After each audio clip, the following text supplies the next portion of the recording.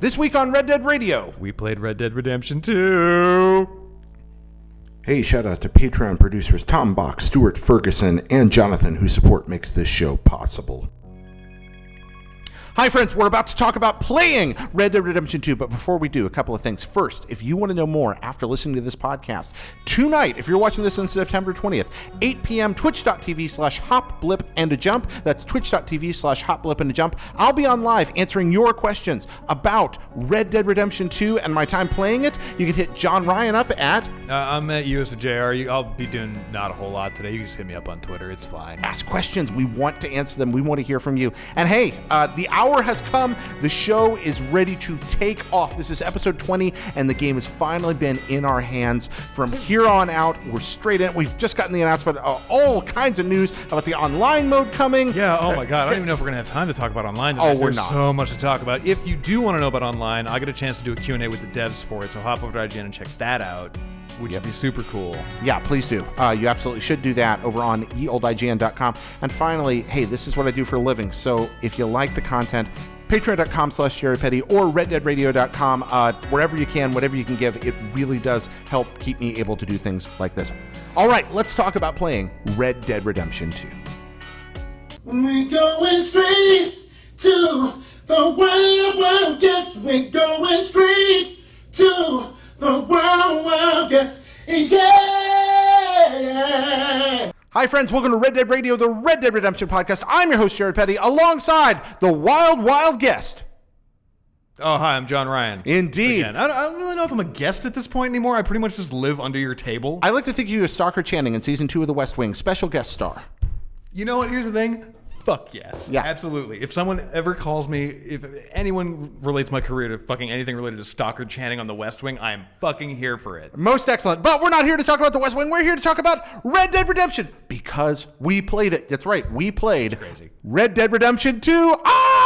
Yep, big surprise there. Egads. Egads. Hee-haw. Now, John Ryan, he'd already seen Red Dead Redemption 2 right here. months and months ago, but now, hands on the controller, and not a little bit of time for me. I was just like, oh my gosh, I get to play and play and play. I mean, that's the thing. Like, you could bounce like that forever, but like, it was a legitimately lengthy demo. It was, what, almost 2 hours worth? It was a substantive demonstration, and with quite a bit of freedom. I mean, the folks there were giving us some guidance on things we might want to look at, but by and large, I had the ability to wander and kind of do what I wanted. Yeah, we played a couple of missions, and then essentially were just turned loose in Valentine for an hour or so, and it was spectacular. Your impression? It was phenomenal. All right, so what we want to do here on this episode, we know you're just hungry for details, just like we were before we started playing, and we're just going to give you our impressions, tell you what happened straightforwardly as we can. So I'm going to start here with, did it meet expectations?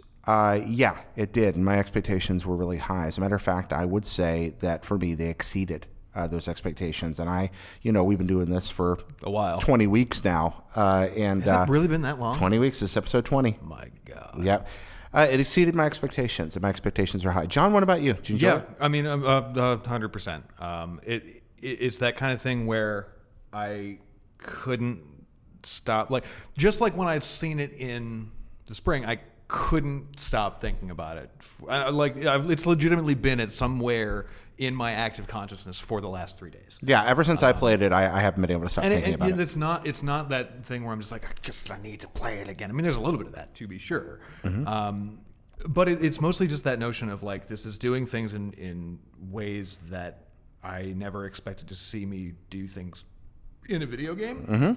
At least not in a video game in 2018. Yeah, it was stunning. So we're going to start there. Now, if you're worried about spoilers, let's get right out here with it. The sections that we played are not going to wreck much of the game for you. What I saw was we spent a lot of time doing our own thing, meeting people in casual conversation. We're not going to reveal any huge, giant twists in the story, so you don't need to worry about that. I found a campfire that had fish at it. Fish at the campfire? Yeah. Yeah? Yeah, that's it. Spoilers, they're fish. You're really making this game. You're selling this game hard, Fish John. confirmed. Fish confirmed. All right, so let's talk about beauty. Let's get the graphical element out of the way. I mean, you mentioned it a second ago, like, it is It is just a stunning game to look at. Yeah. I believe the demo that we were looking on was spec'd to a PS4 Pro, running, with on a. I don't know if it was running in 4K actually. I don't know. I think it was. I'm not positive. I didn't ask. It was running with the HDR enabled. Yeah. You could tell that from the pop, because the colors, oh my gosh, the color contrast, that's something that did not come through as well in the trailers for me. I didn't realize how colorful this world is. Oh, it's gorgeous. Oh, it's just so very jump. And even places that have that bland brown or gray coloration, Well, I mean, they aren't bland. Neutral tones are always tough. Yeah. To make seem like a really colorful place. Yeah, I mean it's in those little details. It's in the way the pine trees sort of are stuck together in like certain clumps of like snowy brush, or like you'll see a squirrel darting up on like a little gray squirrel or a rabbit or something, or just like the slight difference in contrast between a yellowish green oak tree's leaves and like the yellowish brown of some long grass. Yeah. It's a very, very colorful place. But I mean, what really gets me is like, from a visual standpoint, I think the most astounding thing to me is just the draw distance. Okay. So you meet a person, and there's this very clever new system. I really do like the L trigger context menu. So for everything, and that's the thing that I wasn't expecting. It's the for one button everything. interface. Well, that, but also the fact that it's not just for people. Like it's for if you're rooting through desk drawers, you can pull out a paper and flip it around and read it. If you're at a general store, you can pick up a can and look at it and put it back down. It's how you pick flowers. It's how you take care of your horse. Most importantly, it's how most importantly, it is how you pet dogs. Yes, it is. And dog petting confirmed. Oh, they're all such good boys. They are good boys. They're all such good boys. Yep, dog petting confirmed. If any of you do anything to them, I will fight. It didn't even occur to me to try to hurt a dog. Of course it didn't, because you're not a monster. No, nobody did People, absolutely. The first person that I found when I could actually like take control and like walk around the open world, it was this kid. He was maybe 11 years old, and he was just like down skipping rocks by a stream. He was this little ginger boy in some overalls, and he was complaining about how like Sally Mae had like broken his heart or something. Oh, you didn't throw him in the water like the Frankenstein monster, did you? No, of course good, not. I rode up to him on my horse and I started yelling at him. Oh, okay. So the way that it works is you hold down the left trigger to target someone, and then you have a few options. You can draw your gun, you can greet them, which is just a friendly hello, or you can antagonize them. Or sometimes there's a third option, or a fourth option, I guess, depending on who the person is. They're contextual. Yeah. And that's just, all this talk that they've been doing about relationships, those options are going to change based on what's happened between you and the person, and what those options lead to. This is something that I'm finally so fucking relieved, honestly, that other people have finally seen and played it now. Yeah. Because it's that kind of thing where I've been saying it and trying to explain it to folks for literally almost 6 months at this point. And I feel like people are like, oh yeah, I get it, but they don't really get it, and now they can finally understand for themselves. And so let's try to do them the same service and get it across as well as we can. It is a contextual menu that appears when you want it, whenever you're interacting with just about anything, and the menu's commands, which are mapped to the face buttons, can be used to dig into other options and menus depending on how the person responds. Exactly. So with this poor boy, for example, some NPCs have more, what I'll say, deeper interaction levels than others. This kid was clearly not in a place that he wanted to engage with other humans at this time. His heart had just been broken. He was very sad. So when I walked up to him, targeted him, and just kept hitting the antagonize button over and over and over and over again. Yeah. His initial response was like, when I first rode up to him, was like, hey, mister, you just leave me alone. I don't think I can talk to anybody right now. I just want to be by my lonesome and think my own thoughts. And I was like, what? You're stupid. No, don't do that. And then he rightfully, he was like, well, what? He just didn't understand. You're just bullying a small child? He was in his teens, to be sure. Okay. I technically do think he was classified in game as a child, though, because I then tried to lasso him and I couldn't. Okay, well, there we go. That's very mean. Oh, well, this was after I literally I sat there just on my horse antagonizing him for a spell, probably for a good 4 or 5 pushes of the button before he finally got so intimidated that he just started walking away. Yeah. And then I followed him and he started running away. Oh, see, but you do have those options. Also, greeting. It's not like, well, here's my positive. You might greet somebody and they might greet you back and be friendly, but you might greet somebody and they'll just tell you to go to hell. Especially if they've met you before and they don't like you because of something else that happened. Or they're a member of a rival gang. Yeah. That happened to me a couple of times. I'd see some folks like next to a wagon and be like, oh, I wonder if those people are okay. And I go over and they're like, fuck off, Arthur. But you It's can... like, okay. Yeah, and you can also... But then you greet again and it's not the same conversation with the same person. Well, it's also more. It contextual progresses. based on what they're doing, too. Yeah. Like, if someone was walking past me with, a dog or a horse, like if the dog walks by me, it's not just like, hello, that I would give to a person walking down the street. They're not NPC throwaways. This whole, these people are in the living world thing, they're not making it up. It's real, it works, and it's intuitive, and it doesn't break the immersion. It's not what they've added to the game in a lot of ways, I think. It's what they've taken out. They've taken out a layer of separation between you and the interactions. It was just so darn natural. Yeah, I mean, and the other thing too, it's like it goes back to kind of what I was saying, have been saying for a while now, about the fact that this world doesn't really care about you in so many good ways. I think in this particular case, when we're talking about the people and how they interact with each other and with you, they don't all, like, unlike most other open world games, they don't all pay attention to you. Case in point, when I first got into Civilized Country of Valentine, I had just found out that if I tap the melee button while riding my horse, I do a little kick to the side. And so, of course, the first time I walk past somebody, I kick them in the head. Now, see, here's the thing, though. Is like when you play a game for the first time, you want to test those boundaries. You want to see what those limits look like. Yeah. When I kicked said poor person, who assuredly did not deserve it. To be kicked in the head. He did not deserve to get kicked in the head. Yeah. But when I kicked him in the head, there were probably a few people in the area. So it was like him, another guy, and then some folks over there. Now, in other games, I think probably you could say it was safe to say in the old Red Dead 1 as well. Yeah. Everybody would immediately just snap their heads to you and be like, him. But here, it was just the guy who saw it happen. Yeah. And not in the case of just like, oh, what's that? But it was just like, hey, you just fucking kicked that guy in the head. What the hell's wrong with you? I'm going to go tell the sheriff. And it's not like he immediately ran off down the road. Sheriff! Right. Yeah. It's not like that. He just started walking away from me. Yeah. And then I, tried to stop him. And then it got bad. It got bad. Then I wasn't allowed back in Valentine for a while. Another thing I noticed when you address groups of people, they would sometimes respond to you corporately. Like I talked to 2 guys at once and it felt different because they both respond different ways. It was 2 dudes that were obviously hanging out together. And then they were just like NPCs doing their, except I didn't really know if they were just NPCs doing their NPC thing, because you get this kind of fog where there's like, oh, there's something interesting over here. Maybe you should, on the map. Yeah. Maybe you should investigate it, but it's not always uber specific. Yeah. It leads you, it kind of narrows in. And it encourages you to interact with the people around you in some really clever ways and try to, usually in Red Dead, when you're outside the cities, you're hunting for things. Yep. It kind of made me feel like when I was inside the city, I was hunting for things in my conversations with people. Never knew what little Easter egg I was going to find there. Yeah, I think the fun thing, too, is like, I don't know about you. I don't really know what you did. Yeah.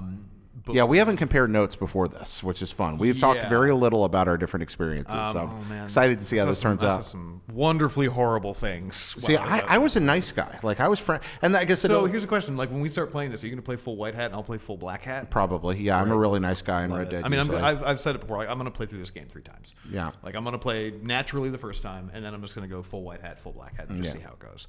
Usually, I'm a nice guy, and that was how I approached this. Definitely, I ended up in fights, but I didn't pick them. That happens. So See, I picked fights. I kicked dudes in the head. I tried to make friends with some guys that were going to rob me. Don't do that. Didn't work out. Those are bad people to make friends with. Jared, we got to work on your sense of trust. They were bad people. They were not nice. Did not work out. They ended up dead, so it was okay. Well, that's what happens. I also almost shot my horse. No, you can't do that. I was learning the trigger controls and learning about and I accidentally. If you have the gun out, the contextual menu is entirely different. It's shoot people. Once you pull out your gun, then that changes everything. With R2, well, so like that's the thing though. Is like that's what I like. That changes everything. Yeah. And it's not that it's just like now I have the option to shoot somebody. It's that you can like, first off, it changes the way people react to you. Like, Yep. if I walked into a room, like I walked into the saloon in Valentine, for example. And the thing that I was going to say really quickly to just touch back on that notion of you're sort of hunting for things with people because you never know what you're going to find. Like, I walked in and I happened to find someone who was a quest giver, and it was what I'd call a more standardized seeming cutscene. Like, you know, you walk in, you talk to the guy, a cutscene starts, he gives you a quest. But I didn't expect that to be the case. Like, I walked up to him and I was like, it wasn't until I noticed that there was a thing on the map that differentiated him from any NPC that I'd already seen. Like, it was the same type of conversation that I had come to expect from hearing everybody else who I had talked to or walked past on my way into town. But if I had walked into that saloon and pulled out my gun, or with my gun already drawn, or even if I just walked down the street with my gun already drawn, everyone's reaction to me would be much, much different. Well, when somebody's walking down the street, even of an Old West town, with a gun in their hand, right? That's what's what I'm going to saying. happen. If you walk down the street without your gun, everyone's normal. 1899 America, if you're walking around with a gun, people are going to be worried. Right. The other thing that I thought was such a fun fucking detail. So when you loot bodies, it's not like, much like I've described the skinning of animals as a much more visceral experience, so is looting dead guys. Especially if you do it in first person, which we'll get to later, because you can play this whole game in first person. You can seamlessly. You can just switch. It's great. We'll get there. If you loot a body or if you pick up a body, you will get blood on you depending on how they died. So, for example, these dudes who jumped me because they're idiots and didn't understand that I'm me, ended up gut shot and dead. And so but there's that notion of, you know, if a body is spotted, it's going to raise suspicion. So I picked him up and I put him over my shoulder and I dropped him in the woods. But then when I put them down, I was just covered in some guy's blood. Yep. And it doesn't wash away. No, it doesn't instantly wash away. It's just there. Yeah. And I was just covered in blood. Not until you get some water on you to knock it off. But I didn't wash it off. So I walked into town and, like, people were just like, what the fuck happened? Who the fuck is this guy? It's great. And I really love... It doesn't. You think, oh, well, that makes things difficult. No, it's all built in. It's all anticipated. It's all just a new avenue to adventure. And that's the thing. It doesn't necessarily. It doesn't prevent you from going places, not necessarily, at least. But it changes things to a believable level, and it adds so much to that investment, the fidelity of the world, not just in pixel count, but in believability. I'm glad you hit that, because there's two other ways they augment that when you talk about the believability of the world. And the unbelievable believability of Red Dead Redemption 2 is probably the thing that stood up most about it to me. But two other ways they do that, in addition to that kind of graphical fidelity and to those gameplay details. One is the way they use the camera. And this is hard until you see it. It's kind of like the Matrix. You know, nobody can be told what the Matrix is. You have to see it for yourself. But you will be in those traditional GTA-style driving conversations. You'll be with a group, because you're with the gang a lot. And so maybe there'll be a bunch of you riding together talking. And you can move up the line and down the line and initiate conversations with people. You have control options. Yeah. But...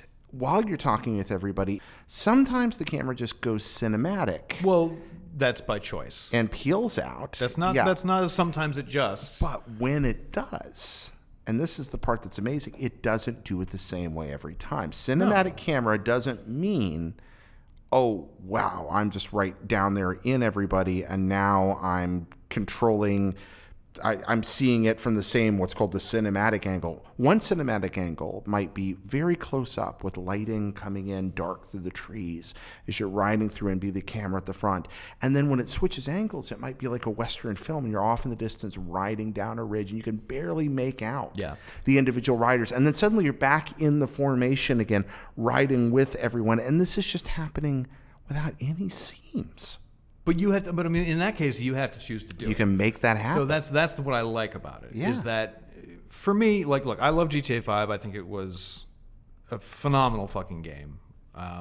Even when I played through it entirely for a second time on current gen consoles. But like, my biggest critique of it was that those felt unnecessary. Those drives in missions, like when I was Trevor and I had to drive all the way from Sandy Shores up into Los Santos with Wade, that was fine. But it that also could have just been a cutscene. Yeah, but it doesn't feel that way in Red Dead. But now it can be. Yeah. And that's the thing, where it's like, yes, you'll still have to hold X to keep your horse on the road, but there's that level of sort of taking it to a different contextual level. And it's not a novelty. That's the thing. Whatever they're paying the people who place their cameras and do their production design around that, it's not enough. It doesn't feel like novelty. Paid pretty well. It feels like a film. Because of the changes in camera angle between every few seconds and all of the changes making sense, because the lighting changes, there's shots that are proceeding film-like to tell a story, but they're happening dynamically in front of you. Yeah, it's incredible. This is the prettiest video game I've ever seen. We talked about that a little bit already, but right. again, but it's not just the art, and that's the other bit that I was going to talk about in addition to the camera stuff. And I know I went off on that a long time, but I think it's very important. It's significant. The other bit is the incredible fidelity to handcrafted detail. Going down elevation from snow-covered mountains to where the grass starts poking through, and there's snow melt on the rocks and on you, and there are trees that are bent in the wind that never got straight again. There are reflections in the condensation on the granite.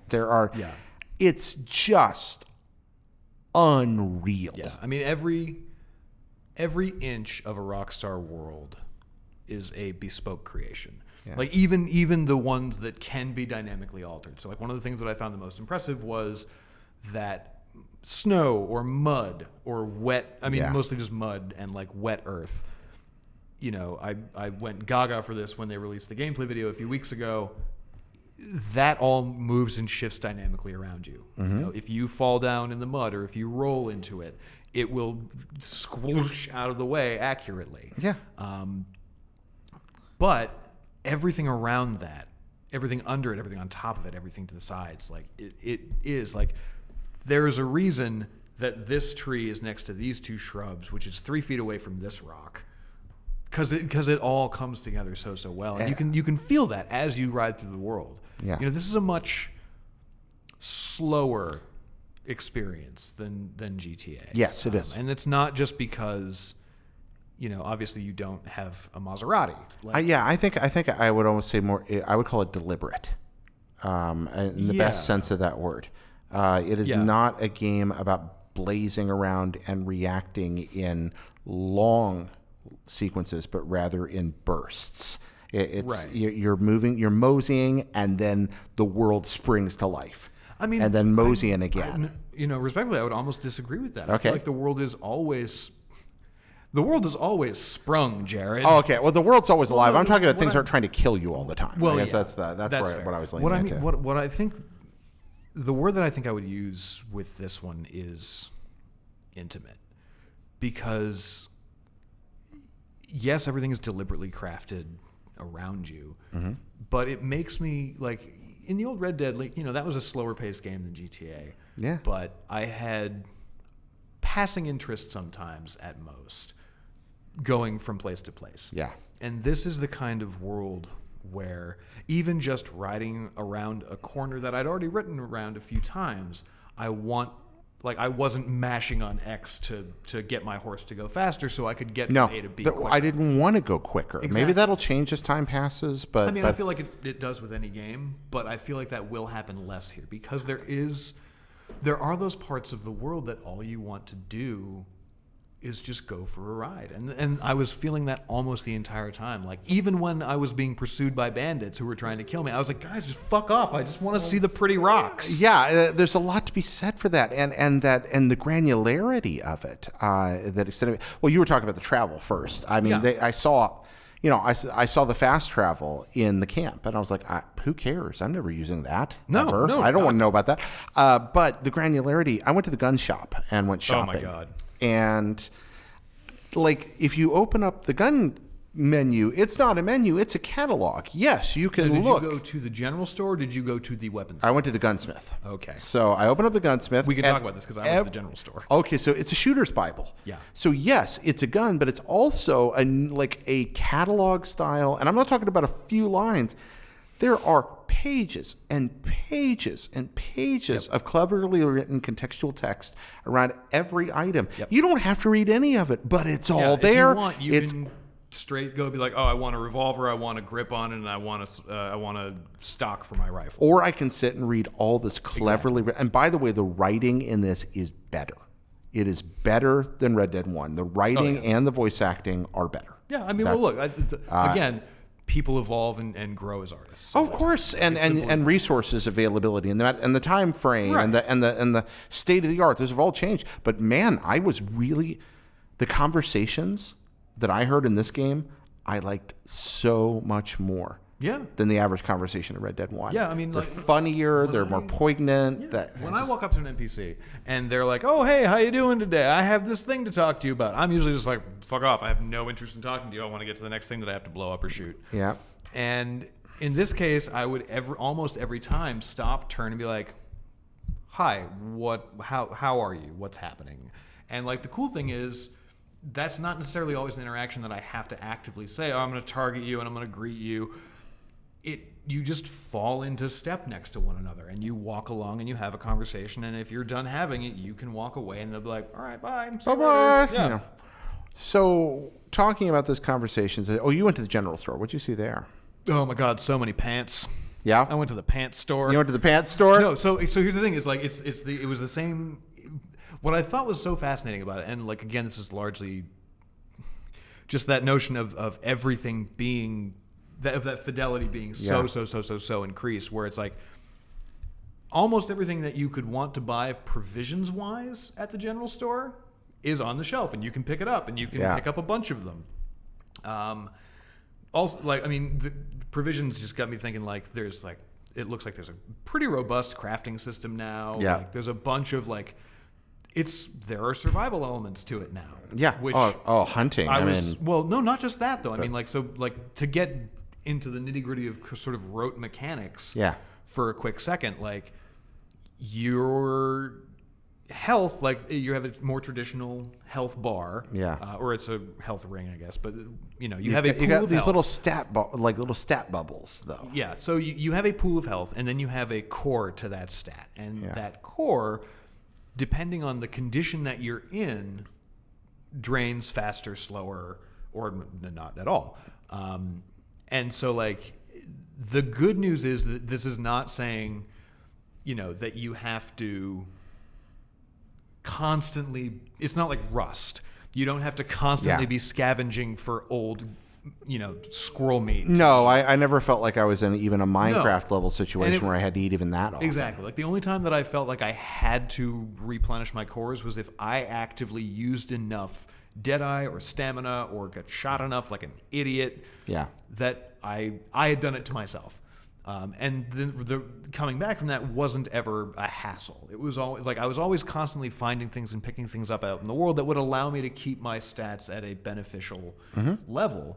But I love the fact that is a concern, where it's like if I chose to just ride off into the wilderness and just walk in the desert for 4 fucking days, I would eventually probably die. Yeah. You could do that. I could do that. I wonder if you actually would ever drop a starvation. I don't know. I did they confirm that one way or the other? I'm not sure. I didn't think to ask. Too, but I was too busy harassing ginger kids.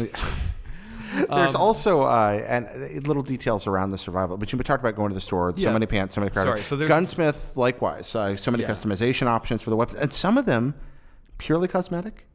Oh yeah, some 100%. of them were just like I could because this I looks bought a new cool. Hat. Things that just look cool. Yeah, and you can buy engraving chaps. on the guns. I saw an engraved saddle that you could just customize. It was beautiful. Some beautiful leather work in this game. Yeah. As someone who is well versed in good leather work. Are you? No. I have the leatherwork merit badge from the Boy Scouts of America. Oh my God! Look at you! Did you make a wallet? No. What the hell? I made a neckerchief holder. Who has that many neckerchiefs? Well, Boy Scouts. Fair. They do love their ascots. Actually, they don't really like them very much, and you just generally have to refuse to wear them. They just make you wear them. Refuse. That doesn't that get you kicked out? Look, this is This is a long tangent that we don't have time. we for. don't We've have got time. to We talk got about some pants red at the general store. Pants at the general store. That's right. What I was impressed by was how many, like even in just this tiny little town, how many options there were for that. Like there was a whole section just for accessories, and that accessory department had spurs and chaps and what was the other thing? Suspenders. You can change your fucking suspenders, which I'm 100% gonna just wear suspenders. And that's it. Okay. Arthur is gonna be a body bastard. Yeah, it's gonna be. Well, when I say I go full black hat, I mean no one's gonna like me for a bunch of reasons. And this is going to be your first playthrough? Just maybe it might be. It might be my last. And I like that it's not a polarity meter there. That it's not binary. No. The Arthur is obviously a criminal dude. Yes. I mean, you saw he's a potentially bad man who does bad things. There were some missions that I went on where there's just gang members that Arthur's with would just murder a dude. I mean, it happens. Oh yeah, very savagely. Yeah. People are not afraid to kill, but they're also not necessarily all of them in a hurry to kill. Now, I noticed most of them. Now, I noticed a moment. There's a moment that with one character who's tied to a tree. Oh yeah. And I really love this. This is something about the facial animation to me. I'd love to see the quality of. I'd love to see the original mocap on this. But Bill Williamson has a pair of heated pliers. No, I remember. And he's about to torture this man. He's threatening to torture him. Yeah, I assume you can understand where he's planning to torture him. Yeah, and Duchess standing next to him. They're trying to get information out of this guy. And Dutch sees Bill come over, and he's being very calculating and manipulative and Dutchy. As Dutch does. Except for a second when it gets really, really close to actually happening. And Dutch's face, in my eyes, changed. Yeah. For a couple of seconds. Yeah. You see this joy at the pure sadism of it, and then the mask comes back on. And I was impressed that they were able to convey that with the facial animations. To me, it was that moment was, he still knew that it wasn't going to happen, but it was just silly that it was. I think he wanted it to for a second there. I don't know about that. I think he was delighting in the very clear discomfort of this young man. But then again, I don't know. Maybe he is more of a sadist than I expect. Well, I felt like he was a little more than I thought he was there. Oh gosh, it's so many. We saw so much. I mean, the fact that we meet John very early on and discover that he sure does have a big old bandage on his head. Yes. He's had a big bleedy face. Something very bad happened there. He is coming out of something. What looks to be pretty serious. And it's cute watching him and Abigail do their thing. Yeah. I like, though, that it doesn't seem like John and Arthur get along all that well. When I was riding with Arthur, I don't know if this happened to you, but I was riding with Arthur and John at one point in the game. And I went up and just started a conversation with John. Your session? It was toward the end of my session. Yeah. And I think I know what you're referring to. And it became very clear that Arthur and John did not get along. No. It's that clear disagreement between an older man and a younger man, which I really love. Not that it's, this thing of like, you screwed me over this one time and so I hate you forever. It's just like, no, you're kind of a petulant shit. And I don't respect you. What about your convictions? Where's your strength? Where's your backbone? Where's your fortitude? Who are you as a man? You don't know, and that's a problem for me. Whereupon Arthur does seem to have a pretty good idea who Arthur is. Yeah. He's very different than John in the first game. John's still a man looking for himself. Arthur feels like... Well, I mean, I think this is sort of what we're going to see a lot of throughout the rest of the game, is we're going to see that sort of relationship between John and Arthur build. I don't think it's going to be the centerpiece of the game, because I think that would be kind of cheap, to be honest. Not cheap, but like, what I don't want this to be is the Obi-Wan Kenobi story of him training Anakin. I don't think we're getting that. No, I don't think it is. I didn't see a lot in the trailer to make me, or in the demo to make me feel that way. Yeah, no, I don't think it will be. But I like that it's there. I like that there's this notion of maybe this is where John got his convictions from. Maybe this is the person who not necessarily through direct action, through direct lessons and saying like, I'm going to teach you how to be a man. But just like by watching him on the sidelines, like watching him from back in the pack in the gang. This is because like the John that we knew in this part of the demo, he's super headstrong. He's not particularly measured in the way that we're used to seeing John Marston in Red Dead Redemption 1. So it's interesting. I'm really curious. He's not as defeated a man either, because in Red Dead 1, one of the things that my playthrough recently really revealed to me is that John is a man who's still looking for who he is. He knows who he wants to be, but he's not there. He's desperately trying to be. You see a man that tends to latch on to paternal type figures. He doesn't like people that are full of fakery, but goes through with it. The very few times he's approached by somebody with a speck of personal dignity, he tends to latch on immediately. And I wonder about that with him, an author. Yeah, but I also think about when he meets, what's the name of the older gunfighter? Landon Ricketts. Yeah, Landon Ricketts. Sam Elliott. Who I still think might show up in this game. I would love to see that. But there's 6 trillion details to go through on this. What we're going to move to next is things that happened, real quick. Just neat things that happened. Oh, hell yes. Okay, cool. I harassed a ginger kid. Okay. We've been there already. You and the harassing of the kid? I'm sorry. Look, here's the thing. I feel like it's something that's going to stick in my mind because I feel bad about it. Why do you feel bad about it? Because it was just some poor fuck. Like here, this is what does it for me. I have played GTA and GTA Online for 5 years now. Also, happy belated birthday, GTA. I've played that game for 5 years now, and maybe this just makes me a fucking sociopath to begin with. But like, if my car goes out of control and accidentally slams into a sidewalk full of people, I'm like, but I don't really feel bad. I felt bad about berating this kid and about kicking that dude in the head and then about murdering that street full of people who tried to call the police on me. People don't feel like set dressing. And that's what really is super remarkable about this to me. Like even the assholes who are like hanging out under trees and in the side of bridges being like, hey, I'm going to rob you, give me your money. And then we get in a gunfight. Like even those guys, they don't feel just there for the sake of being there for me to shoot. The animal's the same way. I went hunting, and I get up on a good vantage point. I've got a good rifle. I get a clean shot, and I take 2 deer down with clean rifle shots. Great job. And I was bad at it.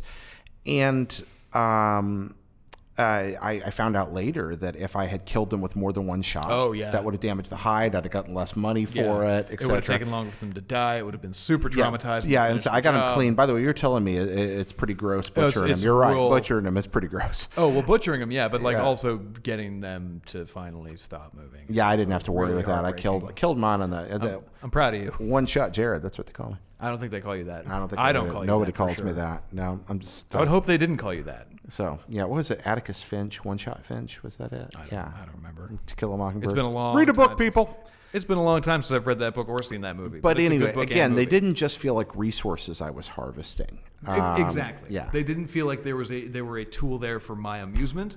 Yeah. They were inhabitants of this world. And so naturally, like, this poor son of a bitch. When I was... Not the ginger kid again.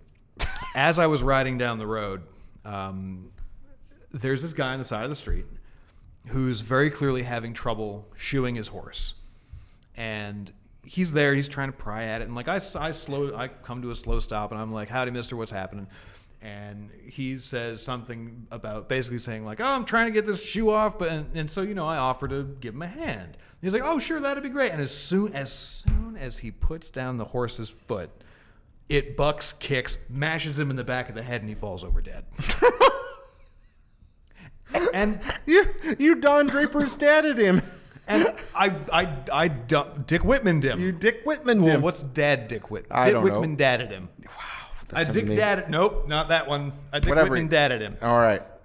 Anyways, and I was just like, I was sitting there and I was just like, I was completely frozen because I was like, God, oh God. I murdered him, but I didn't mean to. So and I think here's the real thing that measures like my investment in these characters, these people. I waited for him to get back up. He didn't.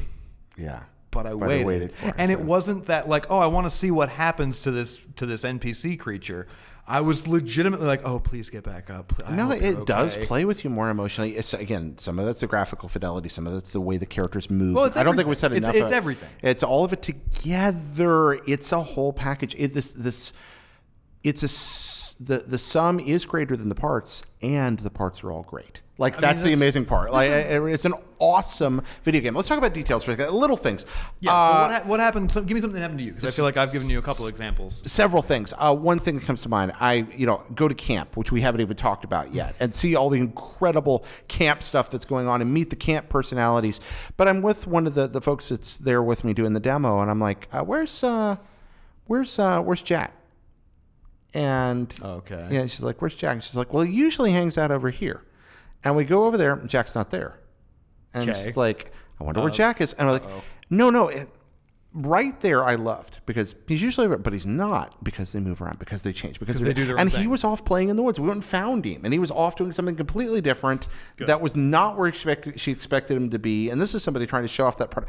I like that. My favorite thing that happened in the whole thing. It was a total delight. I'm wandering through the wilderness, Jared style, because all I ever do in Red Dead is wander through the wilderness. Oh yeah, I will love my horse to death. Hopefully it won't die. But I will 100% walk this entire map on foot if I can. Yeah, it was spectacular. So I'm wandering through this beautiful wilderness, finding beautiful wilderness things, and I come across a dead deer that is rotting. Gross. Like an animal kill. Yeah. And it looks like it's been fed on and it's rotting away. And I'm looking at it, and it's completely unsalvageable. Of course. And then I notice something off in the grass. It's out in an open area nearby, and there's something laying in the grass. So I walk over, and there's a dead possum laying a few feet away from the deer. Okay. So I'm like, well, that's interesting. But instead of trying to skin it, I have a contextual option this time to pick it up. So I'm like, oh, I'll pick it up. Okay. So I reached down to pick up the dead possum. Take a whole possum carcass. Well, I reached down for it, and it hops up, hisses at me, and runs away into the woods because it was a possum playing possum. And it had so spotted. good. It was feeding on the carcass. Oh, that's so good. It had spotted me coming. There was nowhere for it to hide, so it Oh played my possum. God.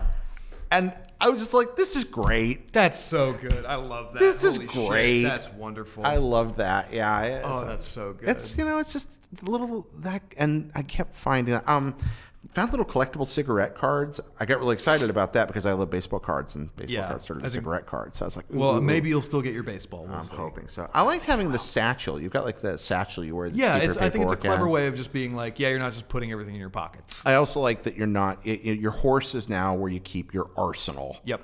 And you just carry a smaller number of weapons. Well, I think it makes sense too, because like you can keep your arsenal there, and you can also set loadouts. Yeah. And what I like about that is that it's not just like I'm on the horse, I have no weapons on me, I get off the horse, bloop, there they all are. Yeah. You take a sec, you like unsaddle, you get off the horse, you get on the ground, you pull a rifle out from underneath one strap, you lift up another strap, you grab your bow, you reset everything, you sling it over your shoulder, and then you're ready to go. I was surprised how much I liked the bow. I did not expect to like the bow as much as I would. I was really pleasantly surprised with combat. Yep. I was very I wasn't like worried about it by any means, but because I've been so used to GTA Online, which is very, very quick paced, and I remember Red Dead being a fair bit slower. Yeah. It's very deliberate. And this is very, it is definitely slower than GTA 5 and GTA Online's combat. But it makes sense given the age. It makes sense given the setting. Yeah. And it makes sense doesn't given feel the weapons. clutchy. It doesn't feel heavy. Right. It's just slower. Well, Again, it's more deliberate. The weapons have weight to them, Yeah. but it does not feel like clunky. It's not Gears of War. It doesn't. no, it's have not even that. kind of It's gravity. not just like, it's not sluggish. Yeah, exactly. That's what I was trying I don't to get. feel like there's weight. Like I don't feel that If it- no there's one's gonna yell at heft. me like you can't even lift that cannon. No, it's not that way at all. And it does feel good. Deadeye feels smooth as butter. I really like Deadeye. Yeah, we only had what I assume is level 1 of Deadeye. Yeah. Which was the same as it was to my recollection in Red Dead 1, where if you just sort of paint X's. It over painted targets. targets, but it painted them really cleanly. It felt more natural than Red Dead 1's Deadeye did to me. It felt improved. Again, everything here is just tighter. I love that I took cover behind a wagon. Yep. And I'm like, yeah, I'm in cover. I'm in a good spot. And the first shot somebody fires at me with a heavy weapon, the side of the wagon blows out next to my head. That's what I really love. And it wasn't like, here's an obviously destructible panel. I was like, no, a bullet went through that and it tore the wood off. And now I'm not quite as covered as I was. There was a shootout that I was in where I was behind just like a stack of wooden crates. Yeah. And, of course, they immediately start getting shot through.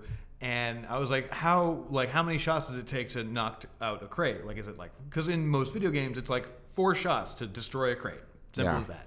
And they were like, I don't know, until it is broken, until there are no ways for it to support itself standing up. And I'm like, okay, cool, great. That's freaking great. I love that. I liked, I think my favorite combat innovations, though, were discover one, that stealth doesn't suck.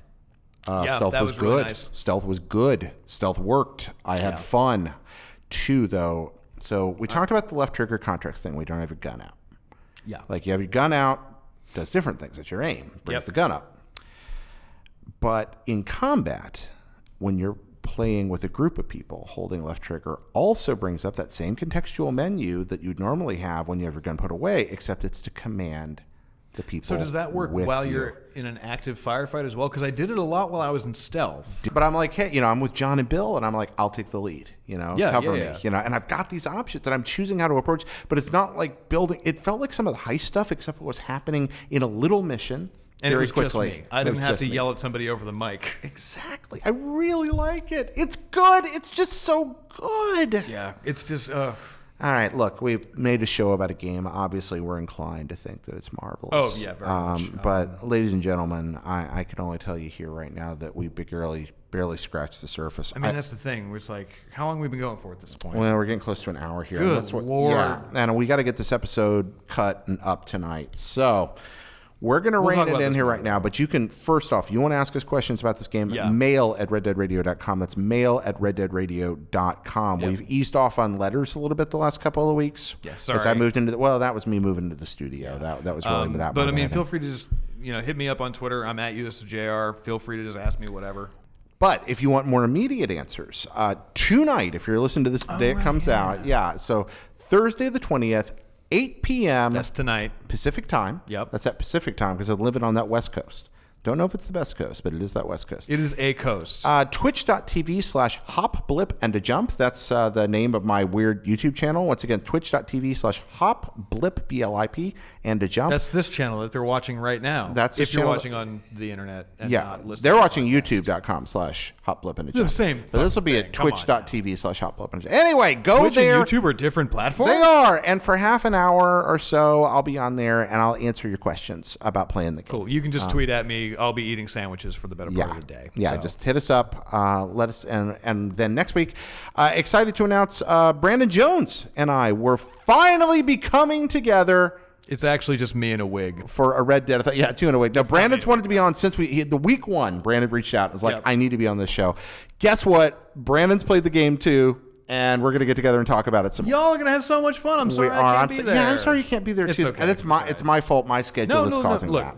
Let's be honest. It's both our faults. Okay, we're both terrible people who still deserve your money. Well, he deserves your money. Yeah, and I'm going to be out of town some next week, but the next episode I'll still be there with Brandon. Yeah, which would be great. And then coming back after that, I'm going to be on a vacation. So, and you can also head on over to IGN today because we've got a bunch of content around the demos that we saw. Oh my God, we saw so many things. Yeah, there's a lot going on in that game. We put together a list of like all of the best cool details and moments that we saw across like 4 or 5 different demos. Because we have international offices, so there's a whole bunch of stuff coming up on IGN. So if you can't get enough today from Jared, myself, or both of us, head on over to IGN. We've got you covered on that front. And also watch the next episode. Again, we knew when we started this we weren't going to be able to cover nearly everything. We haven't even touched on horses. We haven't touched on a lot of the incidents that happened to us. We haven't touched on a lot of the systemic stuff. This game is so freaking deep, but we can't do it all at once. Yeah. So come back next week. Look for that. Please, you always get the please. Subscribe. That would really help on iTunes or Android, wherever you're listening to this. Man. Freaking great. The subscriptions really help. YouTube, if you don't mind. And most importantly, if you don't mind, come on, subscribe to his channels, please. Yeah, and of course, this is also how I make my living. So if you want to back this at reddeadradio.com or patreon.com/Jared Petty, man, we are coming. Now is the time that we are coming into our own.